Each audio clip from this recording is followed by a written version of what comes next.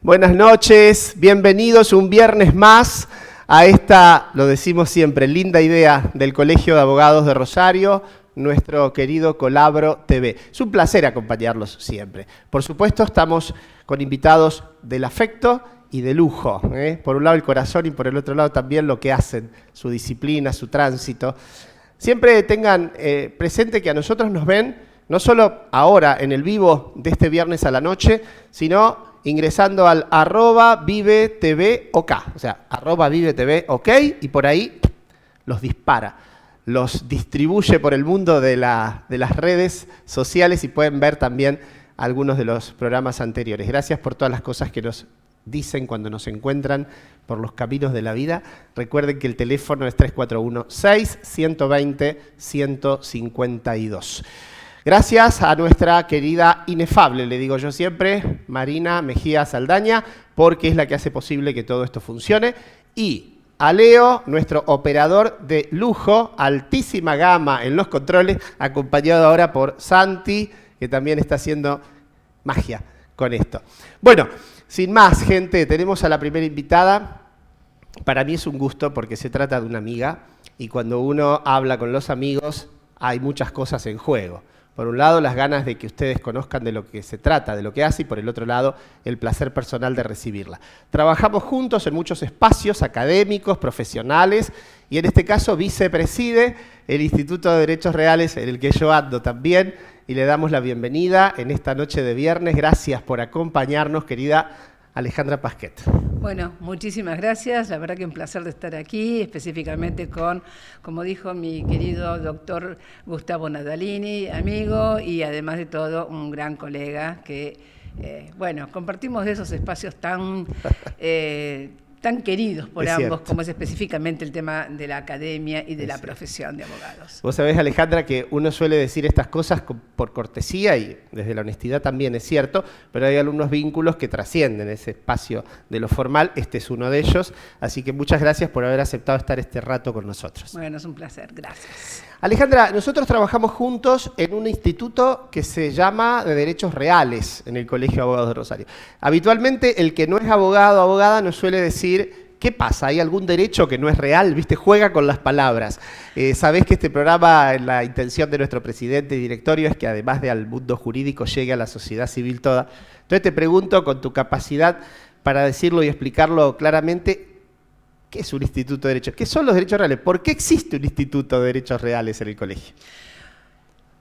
En realidad los derechos reales es algo que nosotros lo tenemos en una forma tan internalizada que le ponemos ese nombre, pero en realidad es un vínculo, es el vínculo que una persona, ya sea una persona humana, como una persona jurídica, como lo puede ser una sociedad, una asociación, tiene con un objeto, con un objeto que puede ser una propiedad, que puede ser una propiedad de inmueble, que puede ser un auto. Claro. O sea, es ese vínculo que se establece entre una persona y un objeto. Y ustedes me van a preguntar, bueno, pero a ver, ¿cómo puede ser que haya un vínculo? Bueno, por eso me gusta hablar siempre de vínculos y no de relaciones. ¿Por qué? Claro. Porque relaciones se tienen entre las personas. Claro. Pero esa vinculación que tenemos con algo, con que es un objeto, bueno, nosotros podemos tener sobre él varias potestades, varias facultades.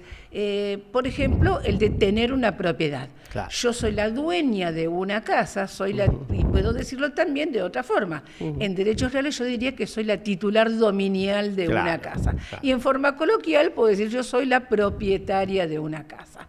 Y así como los 14 derechos reales, digamos que de alguna manera, con sus más, con sus menos, con, digamos, las diferentes formas que tiene de expresarse o de manifestarse estos derechos sobre los objetos, sobre algunos bienes en general, bueno, lo ve el resto de las personas. Ciertamente, Alejandra, muy clara como siempre. En definitiva, señora, nos vamos a meter en el mundo de las cosas, vamos a decir así en un sentido amplio, con el mundo de las cosas. Entonces, claro, ¿Qué relación o qué derechos o qué vínculo? ¿Qué puedo hacer yo? Usted, dueña de un terreno con él. Usted, condómina con su hermana de un departamentito en un edificio. ¿Qué puede hacer? Usted, señor, que ha usufructuado, está usufructuando un campo en Chabás. ¿Qué puede hacer? De eso se trata, del universo aparentemente frío, pero para nosotros muy cálido de las cosas. Claro, claro, sí, porque lo que pasa es que en realidad cuando hablamos de derechos reales, hablamos de los derechos que tienen también un contenido patrimonial. Y Claro. cuando hablamos de patrimonio, estamos hablando, al menos desde nuestro lugar de derechos reales, mencionamos aquello que las personas han invertido parte de su vida, de su tiempo, de su trabajo, en poder tenerlos. Entonces ahí es donde quizá tiene hasta una connotación afectiva, Sí, claro. porque por ahí yo me paso toda mi vida, digamos, juntando, digamos así, Claro, dinero, claro. ahorrando para, por ejemplo, tener un auto, para, por ejemplo, tener una casa. ¿Y casa qué? En términos de, por ejemplo, de vivienda, ¿no es cierto? O sea, puede llegar a ser mi primer hogar a los 50 años, bueno, pero no importa. Pero, y eso, sí, entonces, el derecho en general es protegido Claro. por toda un plexo normativo, por toda una, digamos, un conjunto de derechos reales que lo protegen, porque ahí es donde está lo más importante de Claro. todo, porque como todo patrimonio, tiene también, digamos, una protección legal muy importante. Claro, el nivel de protección. Alejandra, y más allá de que sabemos que hay muchas instituciones y que es un terreno, fíjate que yo siempre digo que el de los derechos reales, a pesar de ser una disciplina milenaria, ¿no?, prerromana, sin embargo sigue siendo esquiva para muchos de nuestros colegas, Sí. un territorio más oscuro, más distante, pero con independencia de eso, para todos, para colegas y sociedad en general. Si te parece bien, yo te voy a llevar a hablar de 2 o 3 cuestiones, de 2 o 3 institutos de nuestra cómo no, materia. sí, sí. Uno, por ejemplo, vos recién lo mencionabas, la vivienda, ese inmueble tan especial, que en la cultura latina tiene tanta trascendencia, tanta Claro. importancia, ¿no? Claro. Para nosotros, desde que escuchábamos a nuestros abuelos, la casita propia, el techito de los viejos, procurate la casa, te decían tus papás, después se ve. Entonces, te pregunto primero por esto, ¿no? ¿Qué niveles de protección tiene la vivienda como tal en nuestro sistema? ¿Tiene algún nivel de protección? Ya no existe más el viejo concepto de bien de familia, pero Claro, panorámicamente, porque, ¿cómo se la puede proteger hoy? Claro, ahí ese es uno de los temas que son los puntos muy importantes, que inclusive el código, que este año cumple ya 10 años, el Código Civil y Comercial, cambiando un poco el paradigma de la cuestión, digamos, cenacular, de la cuestión de la familia en realidad, ahora la vivienda es también se considera un derecho humano de las personas. Claro. ¿Sí? Entonces, también tenemos, así como oportunamente estaba la famosa ley de bien de familia, ¿sí? Ahora también la protección está abierta, inclusive a las personas que, bueno, por H o por B no tienen una familia o han decidido no casarse o no formar pareja, no tener hijos, en fin, o aquel que se quedó viudo. Claro. O sea, son muchas las posibilidades, pero lo que sí es importante de todo esto es que tenemos dentro del Código Civil y Comercial, la primera parte, tenemos, del artículo 400 y pico en adelante, tenemos entonces sí una protección de lo que es la vivienda. ¿Y protección ante qué? Protección ante ante aquellas vicisitudes de la vida que a veces nos llevan a arriesgar por ahí nuestro patrimonio y tener algún tipo de inconvenientes con relación a deudas, etcétera, como para no perderlo. No perder el techo. Obviamente, no perder ese famoso techo que nos cobija, porque en realidad hay algo que no quiero ser autorreferencial, pero que trato de decirlo en todos los ámbitos donde voy y digo, bueno, uno puede no tener un auto, pero uno tiene que vivir en algún lugar. En algún lugar. Y si es propio, mejor todavía, ¿no es cierto? Entonces, ya sabemos cómo se protegen, no sé, de pronto un derecho personal, como es el tema de un contrato de locación, pero ¿cómo se protege ese dominio, esa propiedad? La vivienda como cosa, ¿cómo se protege? Cosa, ¿no? Mira, vos decías muy bien, señora, está diciendo que si usted anda sola por la vida, puede proteger su vivienda. Ya no necesita una familia que conviva con usted para que el sistema le proteja la casa. Usted está sola porque su familia anda por otro lado o no la tiene, puede usted su departamentito, su cuarto B, su casa en el barrio, allá en Echesortu, afectarla, es decir, protegerla, hacerla proteger por el derecho. De esto se trata. ¿Vos considerás que el régimen actual de protección de la vivienda es superador de lo que era el bien de familia o no? Sí, es superador. Sí. Es superador, realmente ha cumplido un poco con la expectativa que se tenía. ¿Pero por qué? Porque cambió el eje también, digamos, sin, obviamente, o sea, desde ningún punto de vista dejar a la familia de lado, todo lo contrario, porque la familia siempre va a ser algo, digamos, un núcleo que se va a proteger, pero ahora también se protege al ser humano en sí. Individualmente. Individualmente, que eso es lo más importante, en función de esta, digamos, ya, bueno, tiene una decena de años y por lo tanto, bueno, pero lo seguimos informando de esa manera. ¿Por qué lo informamos? Y aquí ya directamente no digo lo enseñamos, sino lo informamos, porque muchas personas no lo saben. No, claro que no. Y esto es importante que lo sepan, que sepan de que aquel que tiene una propiedad, que es dueño de una propiedad, puede entonces protegerla ante posibles, digamos, agresiones. No hablo de agresiones físicas, sino de agresiones legales por determinadas situaciones. Por supuesto que hay algunas cuestiones donde ya no te protege, hay un bien. Claro. Hay Pero vamos a quedarnos, si te parece, con el panorama, porque luego está el colega, al que también le decimos, este es un ámbito de incumbencia abogadil muy importante para ver los contornos, las grietas o las excepciones. Claro. En general, cuando vos afectás tu vivienda, ¿qué quiere decir? La ponés bajo el régimen de protección, te protege frente a eventuales acreedores que te pueden dejar sin ella. Hay situaciones en las que no te va a proteger, porque sería si no el festival de la estafa, como les digo yo habitualmente a mis alumnos, pero me parece interesante esto que estás diciendo, ¿no? Que yo comparto, supongo que vos lo compartís también a esto, de que el nuevo derecho argentino pone el eje en la persona y en la vivienda como objeto vulnerable, más allá de ponerlo primeramente en la familia. Si esta persona tiene familia, mejor aún, no hay problema y los protege a todos. Pero apunta a proteger la casa, la vivienda. Esté solo, esté acompañado, esté con un hijo, esté con un sobrino, o lo que sea, o con 2 perros y un gato. Protege la vivienda. Es cierto. En eso es superador, decís vos, a lo que teníamos antes. Claro, en eso es superador. Y otra de las cuestiones que también creo que va encaminándose, porque esto viene muy de la mano de una cuestión, bueno, en el contexto, digamos, de lo económico, es también el acceso a la vivienda, ¿sí? Claro. Pero se están abriendo puertas, ¿sí? Y el código en ese sentido permitió algunas leyes que después, bueno, se fueron.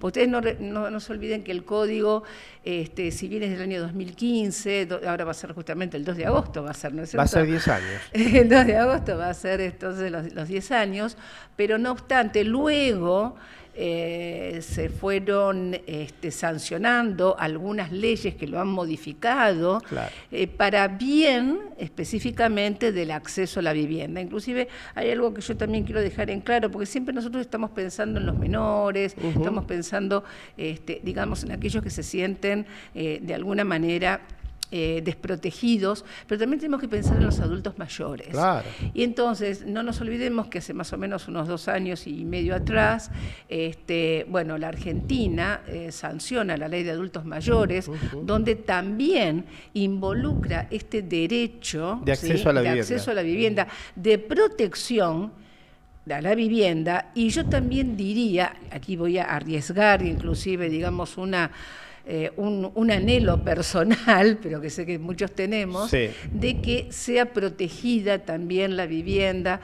frente a aquellas situaciones donde una persona, por una cuestión, digamos, de vulnerabilidad por edad, por algún tipo de discapacidad que provenga de la misma edad, bueno, entonces aquí la vivienda también tiene que tener una protección especial. Sin duda. Nosotros conocemos, no sé, Gustavo, si vos querés que yo mencione, por ejemplo, algunos casos, como es el tema de por ejemplo, bueno, el derecho, que es un derecho real también, de habitación, del código. Te iba a preguntar eso, pero déjame que lo contextualicemos. A ver, sí. Porque lo primero que yo le diría a la gente, mire, señora, consulte al abogado de confianza, el que tenga cerca, sobre esto. Yo tengo una casita, no sabía, mire, estoy sola, ¿la puedo proteger? ¿Me puedo proteger más aún respecto a las posibilidades, tropiezos o caídas que nuestra economía a veces dinámica y volátil nos proponga? Lo puede hacer, consulte porque es bueno.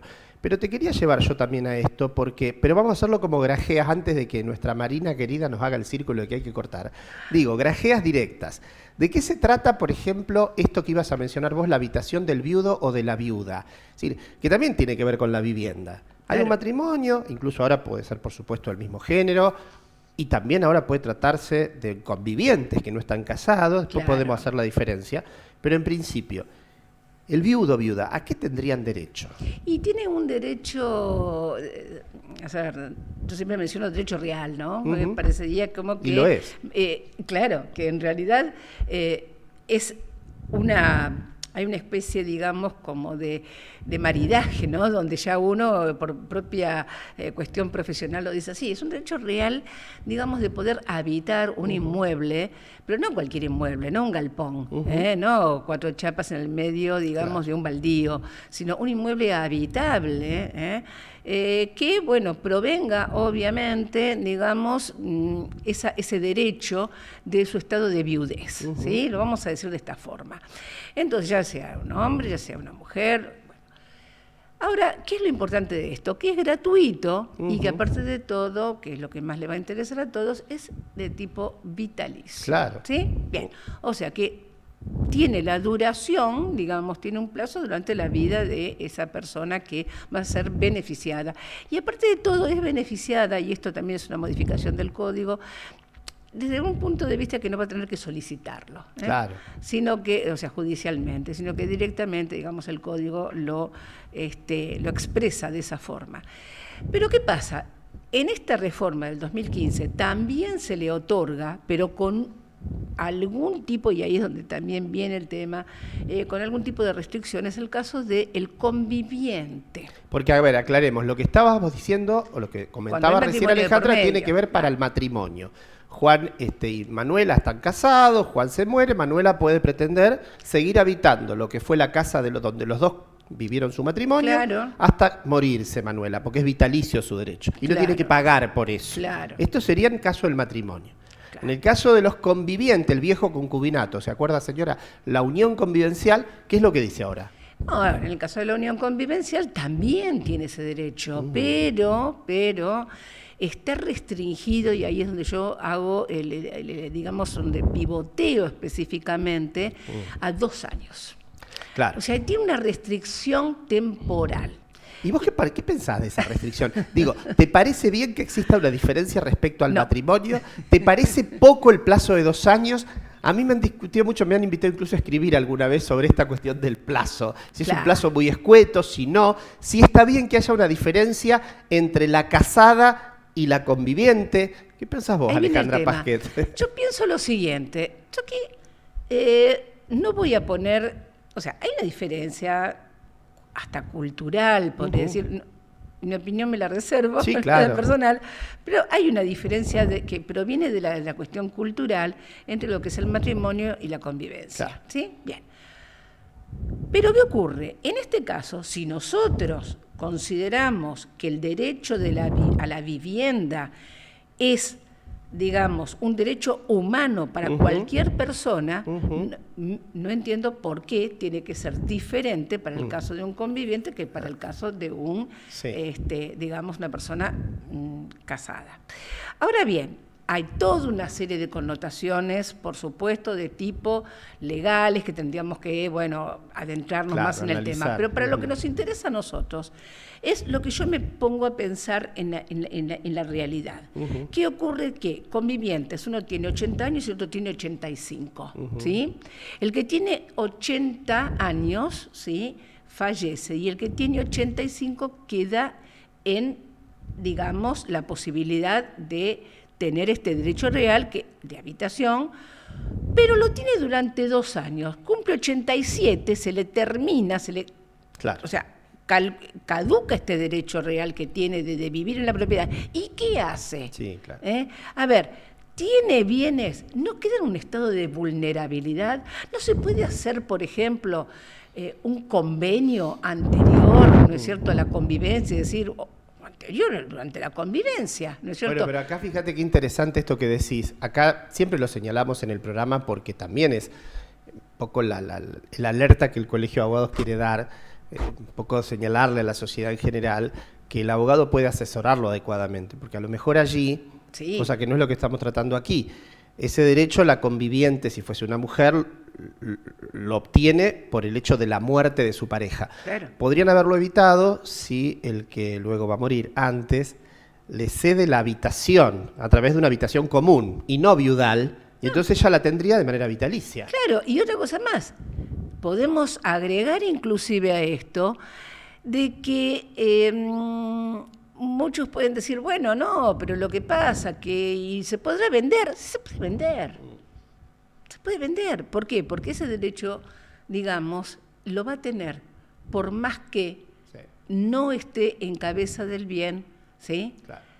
No esté, perdón, en cabeza del bien, claro, aquella persona que lo puede vender. Listo, ya está. Entonces, lo que no tendrá, bueno, quizá es la plenitud pero de también los derechos, claro, de ese derecho real.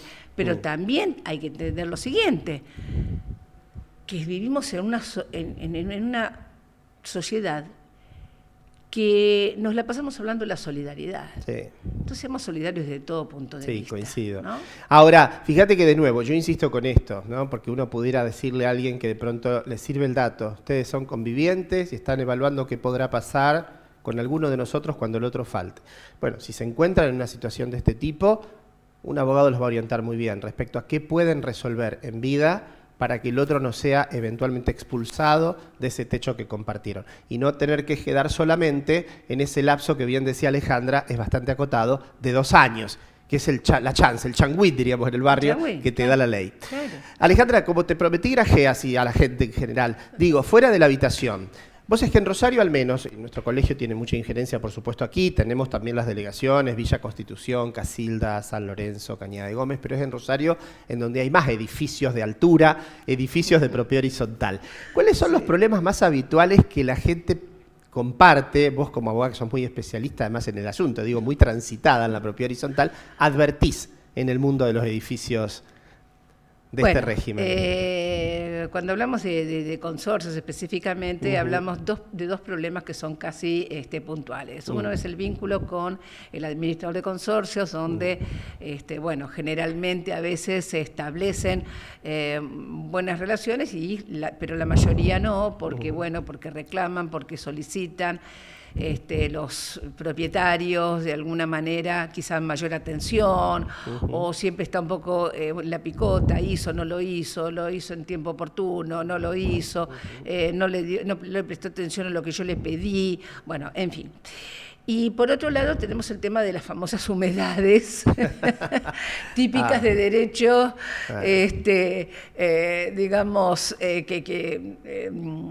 típicas del derecho de la convivencia. ¿Por qué? Porque la humedad no viene de cualquier lado, o viene, digamos, puede llegar a venir de una medianera, digamos, donde del otro lado tengamos un espacio, pero lo más seguro muchas veces es que venga del piso de arriba o del vecino de al lado, etcétera, etcétera. Eso es uno de los temas que... De los más recurrentes. Yo te voy a sumar, si te parece o estás de acuerdo, el tema de las expensas. Bueno, eso por supuesto, también. El contenido y el monto. Y me parece que hay uno que está cobrando cada vez más relevancia, que es el tema de lo que el derecho llama inmisiones, pero que son las molestias entre vecinos. Los ruidos molestos, el perro que ladra, los olores, los ruidos de todo tipo, las vibraciones, porque tenés 2 aires acondicionados en la cabecera de tu cama, del otro lado. Entonces esas cosas también forman parte de... Y en el balcón te cae el agua. Pero quiero decirle que para todo esto hay normativa y hay posibilidades de solución. Sí, bueno, lo que pasa es que aquí lo que nosotros tenemos que tener muy en cuenta es que tenemos una normativa que, ya hablando de de agua justamente que nos sirve de paraguas, que es el artículo 1973 del Código Civil y Comercial. Y tenemos también no solamente eso, sino que aparte de todo tenemos cómo protegerlo ante cuestiones que son muy complejas y que se podrían de alguna manera, digamos, como quien dice, tomar en cuenta, que es el artículo 1710 y 1711, que habla específicamente, digamos, de cuando algún tipo de inconvenientes de esta índole, ya sea un ruido, olores, calores, etcétera, ¿sí? Podemos poner en marcha todo el aparato también judicial, claro, cuando en realidad cuando las conversaciones, las cartas documento, etcétera, digamos, no tienen efecto, claro, ¿sí? ¿Por qué? Porque hay un derecho cautelar en ese sentido. Y eso es lo que también el abogado debe ocurrir en este caso, yo lo digo concurrir en estos casos. ¿Por qué? Porque el derecho cautelar, el derecho que hace a la previsión de los conflictos es fundamental. Totalmente. Entonces, también para eso, bueno, es mi idea, y no solamente mía, sino que en los, por ejemplo, en los reglamentos de propiedad horizontal habría que, por ejemplo, dedicar una cláusula que sea para tratar temas, digamos, a través de la mediación, a través del arbitraje, que son previas a cualquier tipo de conflicto judicial, y que aparte de todo hacen que si el doctor y yo estamos justamente, él está del otro lado haciendo ruido con su batería todas las noches a las 10 de la noche, y yo estoy un poco cansada porque aparte hasta el gato se pone a maullar porque no le gusta el ruido, y el problema es que después yo el doctor me lo tengo que encontrar en el ascensor, me lo encuentro en el ascensor todos los días, entonces nos miramos, ¿sí? Nos flechamos con la mirada. Que no se resuelve. Vos sabés, Alejandra, que es interesantísimo, ya nos hicieron el gesto que preveíamos iba a suceder, pero está muy bien porque nos marcan el ritmo, hay que ir cerrando este encuentro. A ver, señor, usted le va a decir entonces mañana al abogado de confianza. Me dijo una tal Pasquet que yo puedo proteger mi vivienda de los eventuales acreedores que pretendan rematarla. Que puedo, si quedo viuda, pretender seguir viviendo en la casa que era hogar de los dos sin pagar por ello. Que hay que estar atento a que hay un montón de caminos para resolver los conflictos o las tensiones entre vecinos, en edificio o no. Nosotros lo hemos circunscrito a los edificios en altura, que son tantos en Rosario. Así que, y hay muchísimos otros temas que nos quedan pendientes, por si Alejandra va a volver seguramente en algún momento para seguir hablando de esto. Gracias, Alejandra, por haber venido. No, muchísimas gracias a ustedes, doctor, muchísimas gracias a toda la producción y, bueno, por supuesto al canal y al Colegio de Abogados, claro, que siempre da las mejores oportunidades. Muchas gracias por decir eso también. Y a ustedes, después de este corte, vamos a continuar con otro aspecto del derecho, con otro colega que también va a resultar muy interesante para todos. Seguimos en esta noche de viernes en nuestro querido Colabro TV.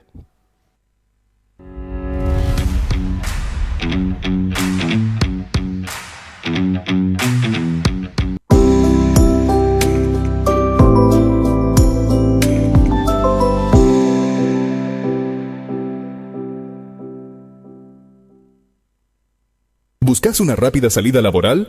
En ICR Cursos Profesionalizantes es posible. Cursos cortos en diferentes áreas, en salud, extraccionista, facturación sanatorial, auxiliar de farmacia y más. En administración, secretariado administrativo, recursos humanos, marketing, administración escolar y preceptor y más.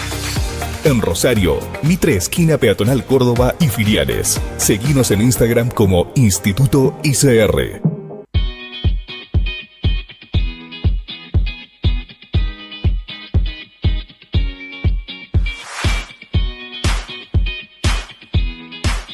Recuerden que todos los viernes a las 21 horas nos encontramos en este querido espacio de Vive TV para compartir este ya clásico programa que desde el Colegio de Abogados les ofrecemos para conversar, para reflexionar y para intercambiar ideas, nuestro querido Colabro TV. Así que todos los viernes, 21 horas por Vive TV. El mosquito sigue activo. Aunque bajó la temperatura, el dengue no se detiene. Para prevenir, es clave que todos hagamos nuestra parte. Desechar objetos que acumulen agua, dar vuelta a objetos en uso y que puedan acumular agua, como envases vacíos, cambiar periódicamente el agua de los floreros, limpiar cepillando los bordes, bebederos de animales, recipientes de agua desechada por heladeras y aires acondicionados. Mantener desmalezados y limpios los patios, jardines y canteros. Limpiar desagües y canaletas. Tapar tanques y depósitos herméticamente. Colocar telas mosquiteras en puertas y ventanas. Sin criaderos, no hay mosquitos. Sin mosquitos, no hay dengue.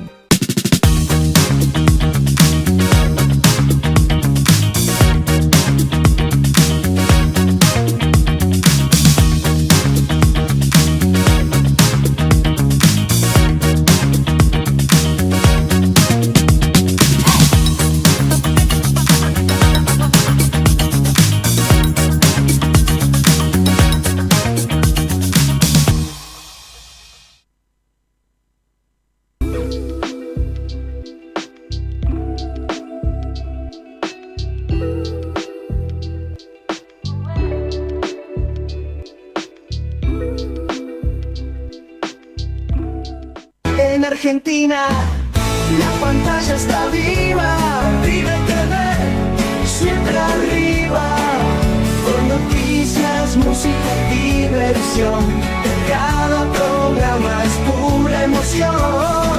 Vive TV, el canal que te inspira, cada día la vida respira.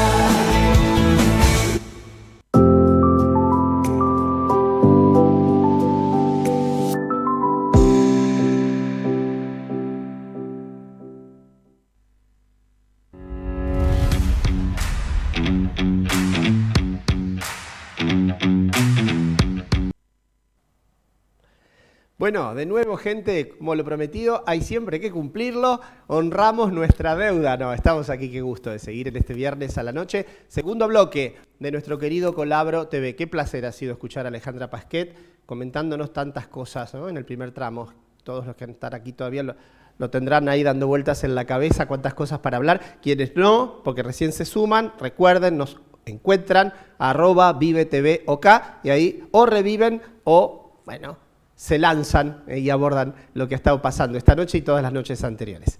Ahora vamos a ir a un pequeño micro, porque han visto que estamos siempre innovando últimamente. Entonces, en realidad, hay parte del directorio del colegio y algunos otros actores de nuestro foro que muy brevemente nos van a contar qué es lo que estuvo aconteciendo en el Colegio de Abogados en el último tramo, la última semana.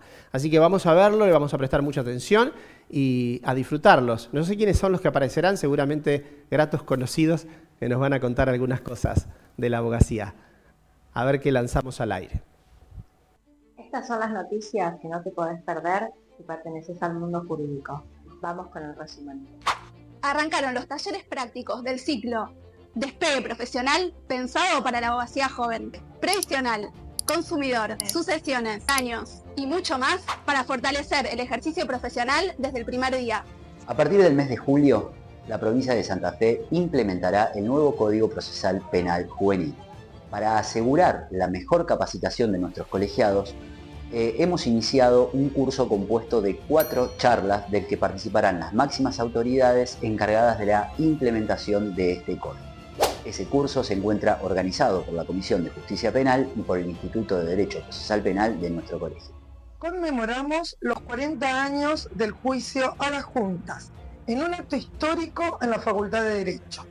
Participaron el colegio, la UNR y referentes de los derechos humanos. Un homenaje a la memoria y a la justicia, un pilar fundamental de nuestra democracia. El Instituto de Derecho Previsional se reunió para analizar estrategias, fallos claves y novedades legislativas. Una apuesta a la formación continua y al ejercicio profesional con herramientas actualizadas. Maravilloso, qué buena producción, che. Yo no había visto todo, ahí reconocí a la distancia algunos de los actores de este micro. Me parece que anduvo Valeria Argüello, la queridísima Lili Urrutia y tanta otra gente contándonos acerca de lo que aconteció y de lo que seguirá aconteciendo en nuestro colegio. Bueno, para este segundo bloque tenemos a otro amigo, otro de los tantísimos colegas que trabajan en nuestros institutos y comisiones y, como siempre decimos, lo hacen honoraria y generosamente. En este caso, es alguien que vicepreside el Instituto de Responsabilidad Social y Derecho Empresario de nuestro colegio. Le vamos a dar la bienvenida en esta noche, querido Santiago Sauco. Gracias. Hola Gustavo, bueno, gracias a vos, un gusto estar acá. Placer para nosotros que quieras darnos parte de tu tiempo. Siempre decimos que es lo más valioso que tenemos y todos ustedes, en vos lo digo para todos los que integran institutos y comisiones, lo hacen, como dije, muy generosamente. Y además le sumás este plus de venirte un rato a conversar a nuestro Vive TV. Así es, siempre es grato venir a hablar de los avatares de la profesión, el trabajo cotidiano de uno, así que es un esfuerzo colectivo también y disponer de nuestro tiempo acá también es valioso. Muchas gracias. Bueno, le vamos a contar no solo a los colegas, sino a la sociedad civil en general, a la que cada vez más llegamos y nos da mucho gusto que así sea. ¿Por qué vinculás esto? ¿Por qué el instituto trata de unir esto de derecho empresario, pero también responsabilidad social? ¿Están vinculados? ¿De qué trata la responsabilidad social desde esta óptica? No, es sumamente interesante vincular esos dos conceptos.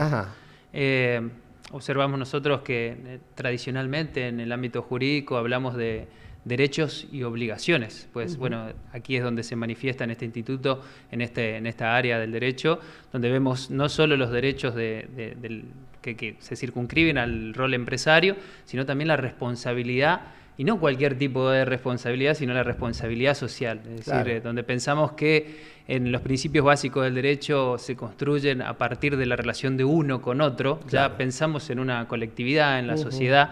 Entonces entendemos que esas conductas que atañen a los vínculos sociales entre individuos conllevan derechos para que se puedan regir, pero también la responsabilidad de cómo se ejercen esos derechos. Bueno, en el ámbito empresario tiene mucho que ver concepto de triple impacto, no solo la ambición o el rédito económico de una actividad comercial, por ejemplo, sino cómo talla esa actividad en el ámbito social y ambiental. Qué interesante, es clarísimo, Santiago, han visto, pero digo, qué buena esta idea en la que nos ubicaste, esta escena, ¿verdad? Una cosa es, estamos acostumbrados a pensar en el uno a uno, mi deudor y yo acreedor, mi inquilino y yo dueño del departamento. Hay sin duda ahí derechos y responsabilidades mutuas, pero vos acá le das una dimensión más amplia. Es que tanto es responsable alguien, puede ser una empresa, una sociedad, respecto a lo que hace, a lo que tiene derecho a hacer, pero qué responsabilidad tiene en cuanto al impacto que genera para toda la comunidad o para una gran parte de ella. De esto trataría. Claro, es así. O sea, si nosotros nos quedamos solamente pensando, reflexionando sobre las actividades individuales o endogámicas, poco pensamos en el impacto que ellas tienen al resto de la sociedad. Bueno, ahí está el desafío de nosotros, no como juristas, no como actores del ámbito social desde el punto de vista jurídico, sino como sociedad misma, sino qué valor le damos a ese y qué alcance al impacto que tiene la actividad de una empresa, por ejemplo. ¿Tú sabes, Santiago, que yo pienso en cómo esto primero ha ido creciendo, no es algo que haya existido desde siempre, esta concepción de la responsabilidad social. Venimos de muchos años en la historia de la humanidad toda, digo, ¿no? Donde la libertad de hacer procuraba no poner tanto la mirada en qué efectos causaba ese hacer. Si tiramos desechos industriales a un río o si alertamos en la salud de la gente con algún fungicida o no. Y a esto me parece primero que ha sido una mirada evolutiva, si se quiere, pareciera que hay que pensarlo así, de poner el ojo también en lo colectivo, ¿no? En lo social. Esto por un lado. Y por el otro también decir cómo, según los péndulos de la historia y según el contexto, ¿no?, sociopolítico de cada comunidad, a veces esto se expande o se retrae, ¿no? Es decir, a veces hay como una reacción de decir, mira, che, bueno, no me pongan tanto freno para hacer. Al final tengo que tener cuidado si protejo el cardo, la vizcacha, que yo cuanto a la gente, entonces, ¿qué puedo hacer como empresario? ¿Vos notás esa aparente tensión o es una idea mía? No, lo entiendo y de la misma manera. El derecho es una ciencia social. Si no se lo concibe dentro de ese esquema social que atañe también al contexto político, es tener una concepción aislada de una acción. Entonces, si nosotros somos conscientes de ese contexto socioeconómico, sociopolítico, creo que es un buen ejercicio a la hora de diseñar o pensar nuevas exigencias, nuevas regulaciones, en definitiva, una nueva labor legiferante para un contexto específico, y qué mejor que hacerlo a partir de este tipo de análisis, donde buscamos quizás ya no una sociedad más amplia, sino una mejor sociedad. Santiago, claro, me parece que hay tanto terreno fértil ahí para hacer, ¿no? Pero digo, se me ocurre que esto de la responsabilidad social y el derecho empresario, si lo cerramos al derecho empresario, ¿no? Vos bien dijiste que esto no solo es tarea en todo caso del empresariado, pero bueno, vamos a pensarlo desde ese lugar en función de lo que el instituto trata. Pero digo, también se me ocurre que hay una vinculación, te decía, con muchas otras disciplinas del derecho. La responsabilidad social hoy desde el derecho ambiental, el derecho al consumidor, en algún punto supongo el derecho laboral, es decir, hay todo un universo de ramas, de disciplinas, muchas de las cuales abrazan varios de los colegas que están impactados por el concepto de responsabilidad social, ¿o no? Sí, es así. De hecho, cuando una terminología muy habitué en este desarrollo tiene que ver con el triple impacto. El triple impacto habla de un impacto económico, social y ambiental. Bien. Disciplinas como la economía circular, la ecología, la sostenibilidad o el impacto social, la inclusión, la inserción laboral de personas con discapacidad, tienen que ver con una matriz social, una matriz política, una matriz económica nueva, distinta. Claro. Entendemos que en un nivel evolutivo y donde se piensan de manera integradora, todas juntas con ella.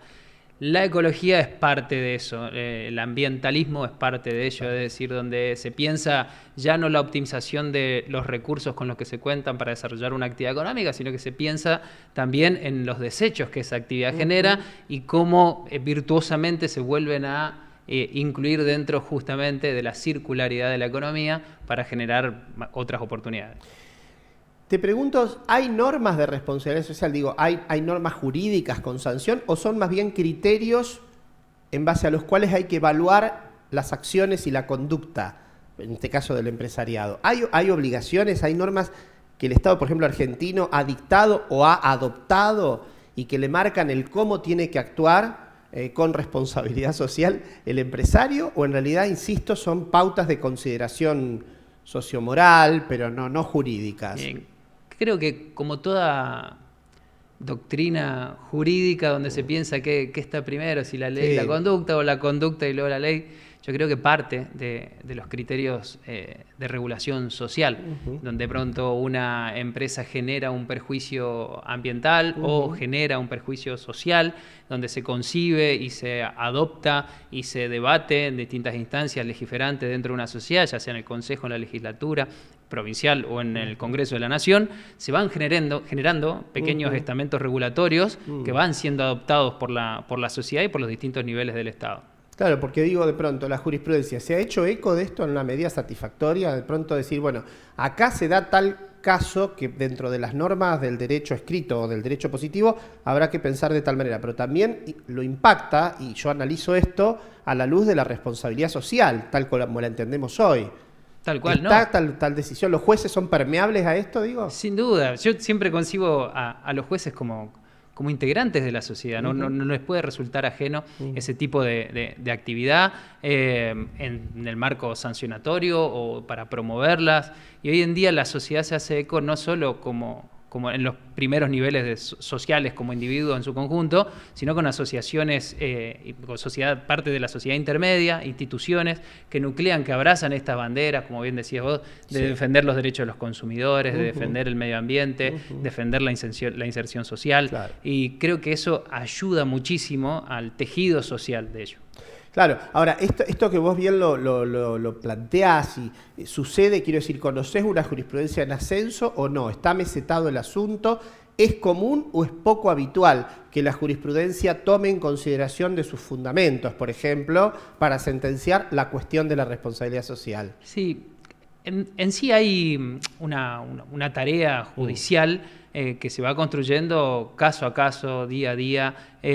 No hay una determinación estricta, es quizá hasta un nivel un poco endeble en donde hay que marcar, claro, siempre y cuando no se cercene tampoco los derechos de desarrollo de una unidad económica, también, donde hay que encontrar ahí un desafío de entender dónde está el límite o cuál es el carril que sostenga ambos criterios. Claro, porque vos bien lo decís, si no es la sábana corta, ¿no? Como yo desde mi disciplina, los derechos reales, que ya todos creo que saben, pienso que no solo hay que empezar en el acreedor hipotecario como el monstruo que quiere chuparse la sangre de la pobre señora que tiene su casita, sino que hay que pensar en un universo más variado de posibilidades y que ambos son propietarios, digo, el del inmueble que comprometió y el acreedor en su derecho a cobrar. Acá el empresario también tiene derecho a la defensa de sus potestades, porque además tiene muchísimas cosas que generan una sociedad, riqueza, trabajo, bueno. Eso es lo que referís, ¿no? El no ver tampoco la cosa tan desbalanceada. Exacto. Cuando se habla de un movimiento pendular, entendemos que la parte central del péndulo parecería ser ya lo más justa, pero sí quizá la más equitativa, donde uno tiene que entender ese balance, tanto el legislador como en su caso los jueces o los actores que intervienen en esta actividad, tienen que entender que no puede tampoco haber una conducta, mira, mencionamos el contexto sociopolítico donde hoy se rediscute muchísimo cuál es el rol del Estado en una sociedad. Sí. Bueno, yo creo que si bien el Estado hoy tiene que tomar una posición que no sea interventora de manera tal que obstruya el desarrollo económico de una empresa, pero siempre tutelando lo que quizá no sea un objetivo primario para la empresa, que tiene que ver con el impacto que la actividad económica que desarrolla esa empresa genera en la sociedad. A mí me toca estar muy de cerca en la gestión de políticas públicas para emprendedores, por ejemplo. Y bueno, desde ese estadio germinal de un emprendedor que es una potencial empresa, se trata de desarrollar muchísimo esa concepción, porque lo que hoy quizás en día es dañino en un estadio embrionario, quizá más adelante sea incontenible. Entonces, quizá hoy si pensamos una matriz productiva donde tenga la concepción de un desarrollo sostenible y a su vez de valoración dentro de la sociedad, podemos entender que en un futuro vamos a tener una matriz productiva mejor o de más calidad. Adhiero y lo decís muy lindo, y entonces uno no hace más que acompañar eso. Yo sabía que recorres un poco el camino del del emprendedurismo. No sé si estás teniendo hoy un cargo en eso, alguna gestión. Sí, ocupo actualmente la Dirección Provincial de Emprendedores de la provincia de Santa Fe, en el Ministerio de Desarrollo Productivo. Es un área muy interesante porque justamente... Y diversa. Es tan diversa que es absolutamente transversal. El esquema productivo en el diseño de políticas públicas se puede pensar de manera vertical o transversal. Claramente hay sectores que son verticales, pero bueno, el emprendedurismo atañe el estadio embrionario de una pequeña pyme. Entonces hablamos y pensamos qué necesita una pyme, tratamos de validarlo a través de diálogo y discusión con los distintos sectores, y entendemos que es una semilla que hay que regar para en un futuro tener mejores empresas, que eso genere empleo genuino, que genere empleo de calidad y en definitiva una sociedad mejor. Y vaya si eso tiene que ver con la responsabilidad social, ¿no? Directamente, tanto desde la mirada del Estado que acompaña, incentiva, sostiene, como desde las gestiones que se realizan desde esa mancomunidad. Vos sabés que yo, de manera muy particular en la autorreferencia, soy muy habitué, soy visitante habitual de los emprendimientos feriantes, ¿no? Ando por todos lados, así que ahí tengo una cantidad de actores que a los que les consumo lo que producen, y me parece que son hasta una expresión cultural muy saludable de una comunidad. Seguramente vos desde tu rol lo pensás en sus distintos niveles, pero yo digo, en ese escenario primario de las ferias, que hay tantas, ¿no? Por suerte, y que por allí se multiplican en la ciudad o en la provincia, es muy interesante lo que haces. Yo te pregunto, Santiago, si esto de la responsabilidad social y el derecho empresario también se puede vincular con el fenómeno de las quiebras, ¿no? Concurso, uno está viendo lamentablemente, porque una quiebra de algún modo, sin entrar en las causas y las responsabilidades individuales, no deja de ser un hecho siempre para lamentar, ¿no? Es la pérdida de un espacio productivo, de relaciones laborales. ¿Hay vinculación en esto del hecho de la quiebra y la responsabilidad social? Mira, solo por mencionarlo como de manera referencial, el emprendedurismo o el desarrollo emprendedor encuentra su génesis en la crisis. Claro. Es decir, el desarrollo emprendedor surge para mejorar los índices de empleabilidad en un contexto de crisis donde no se consigue o no hay trabajo. Claro. Entonces se fuerza de alguna manera a desarrollar algunas herramientas para la persona que no puede insertarse en el mundo laboral, genere de manera autónoma su posibilidad o su oportunidad para desarrollarse, y de esa manera estaría mejorando de manera indirecta los índices de desempleo, Claro. y mejorando los índices de empleabilidad, y de pronto encontrar en la crisis una oportunidad. Un poco de eso trata el área, donde uno convierte un problema en una solución, y el desarrollo de un emprendedor es saber cómo monetizo esa solución, Sí. cómo diseño un modelo de negocio que pueda hacer rentable la solución que yo encontré frente a esta oportunidad. Y en ese contexto, yendo a la pregunta en concreto, tiene que ver con eso, la vinculación de un proceso concursal con la responsabilidad social. Creo que refiere al menos íncitamente en esos mismos valores, una crisis y una oportunidad. Es muy interesante ese maridaje que has encontrado, que es cierto, ¿no? No vamos a romantizar el escenario de una crisis, pero es cierto que a veces es una oportunidad que el sujeto probablemente no se hubiese planteado, de no haberse visto impulsado por esa crisis que lo obligó a tomar algunas decisiones que a lo mejor lo sacaron de su aparente zona de confort, pero que pusieron en valor todo aquello de lo que es capaz, ¿no? De lo capaz de hacer. Ahora, yo te lo preguntaba también porque digo, en esto de las responsabilidades, por ejemplo, empresariales, ya que el instituto tiene que ver con esto, responsabilidad social y derecho empresario, en esto de las responsabilidades empresariales ante el hecho de la falencia o la quiebra, ¿no? No puede ser indiferente la quiebra de una empresa o de una industria cualquiera y los además de pronto 80 o 70 empleados que quedan en la calle, y con esto la multiplicación de familias y de otros actores, ¿no es cierto?, de la economía que se ven impactados por esto. Ahí creo, no sé, vos me lo dirás, a lo mejor es una mirada más plana, pero hay una responsabilidad mayor del empresario en tratar de evitar esas consecuencias, ¿no? Es decir, se pone un ojo más severo o no, en decir, mire, usted tiene que hacer lo posible para evitar que esto acontezca. Y ahí radica la particular singularidad de la naturaleza del empresario. O sea, el empresario, si bien es un sujeto de derecho individual, es un sujeto de derecho de impacto colectivo, de pronto, donde los intereses de esa actividad empresaria no solo repercuten en los réditos económicos del empresario, sino que repercute sobre los derechos laborales de un montón de trabajadores. Entonces, ahí es donde está esa concepción de que la acción individual de un empresario no se mide con la misma vara que la acción individual de una persona física, por ejemplo, porque tiene otro tipo de impacto, y es ahí donde talla la responsabilidad social de cómo se desarrolla ese empresario en la sociedad o en el mundo de los negocios, en el caso de la empresa. Claro, porque el impacto ese colectivo al que vos haces referencia, más allá de que para el individuo el dolor es el mismo o mayor, no es igual el kiosquito de ventana que la señora puso, instaló y que tiene que cerrarlo porque de pronto las ventas no la acompañan y que tiene un impacto en su economía individual y en sus emociones, que el de aquel empresario que dispara o derrama en una cantidad de actores que dependen de ese trabajo, de ese ingreso y de todo lo que sigue allí, ¿no? Seguridad social, bueno, seguro, impuestos y todo lo que deriva de la mano de eso. Una responsabilidad social, me parece, bien lo explicas vos, distinta. No, sin duda, y aparte, en la medida que mayor sea la actividad de esa empresa o mayor cantidad de empleados tenga,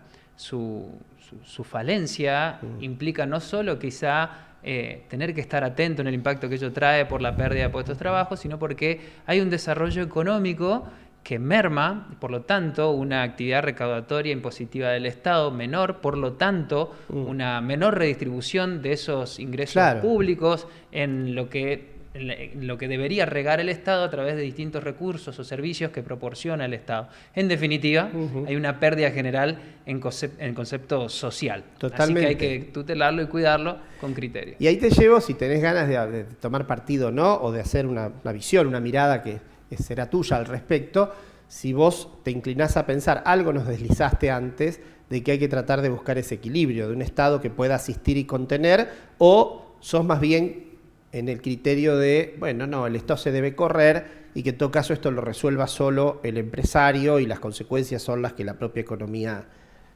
conlleva. Es una gran pregunta y creo que en un contexto digno de pensarlo, de abordarlo. Es interesante lo que preguntás, más allá de lo que yo pueda responder. Sí, claro. Yo creo que como sociedad es un debate que tenemos que dar.